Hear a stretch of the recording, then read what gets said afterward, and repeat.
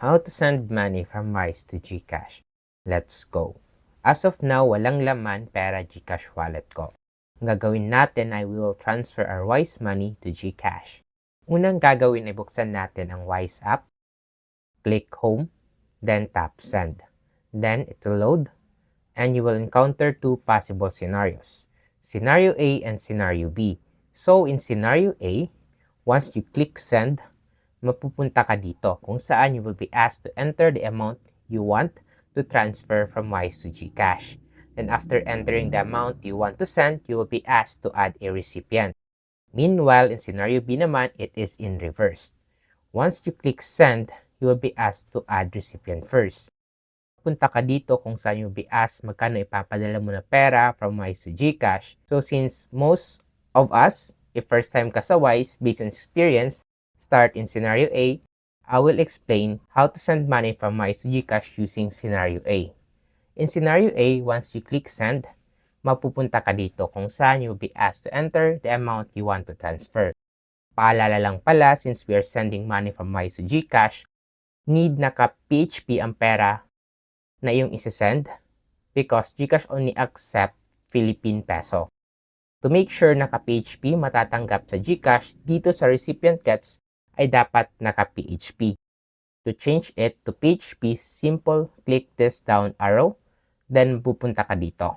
Look for PHP, Philippine Peso, then tap it, and automatically magiging PHP ang makukuha ni recipient. Next step is to enter the amount you want to send sa GCash. Once na-enter mo na, below magre-reflect ang amount na matatanggap sa GCash. Tanong, bakit 373.80 pesos lang at hindi 413? This is due to Wise fees and taxes. Dito naman sa schedule, ang nakalagay sa akin ay today. So if ang sayo hindi today nakalagay, just click schedule and you will have the option to change it to today or kung anong day mo gusto matanggap. Once nakalagay na today sa'yo or yung gusto mo na date, click add recipient, tapos mapupunta ka dito. Just tap add a recipient, hanapin ang Philippine Peso, then tap it. Dito sa add recipient, click e-wallet, tap someone else, at mapupunta ka dito sa Wise sending form. Dito sa email, optional lang ito, pwede mo na hindi lagyan. Dito sa full name of the account holder, ilagay mo lang ang buong pangalan ng GCash account na pagsasandan mo ng pera. Dito sa wallet provider, may drop down arrow sa tabi. Pindutin mo lang and then this will appear. Select GCash by tapping. Itong recipient e-wallet number, ito yung registered mobile number ng GCash na pagsasandan mo ng pera. Dito sa city, ito yung city registered sa GCash na pagpapadalhan mo ng pera. For example, if taga Tagum siya or taga Digos or taga Manila,